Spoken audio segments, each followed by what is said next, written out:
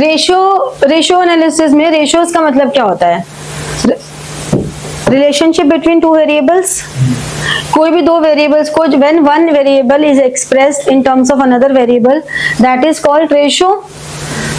Ratios क्यों जरूरी है? फाइनेंशियल पोजीशंस का पता लगाने के लिए, कंपैरिजन के लिए, अकाउंटिंग फिगर्स को हम सिंप्लीफाई कर सकते हैं। करोड़्स की फिगर्स हैं, हम उनको परसेंटेज में कन्वर्ट कर देते हैं तो सिंप्लीफाई हो जाती है।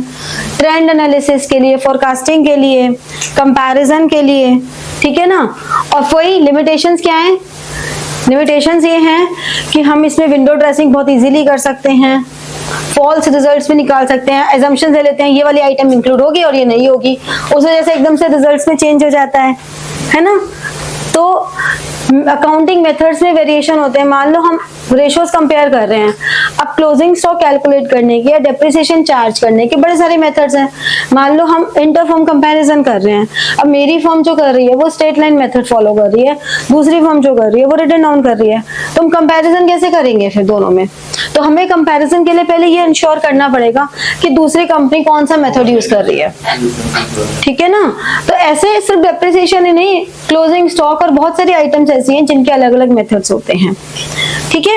क्वालिटेटिव फैक्टर्स को इग्नोर कर देती है।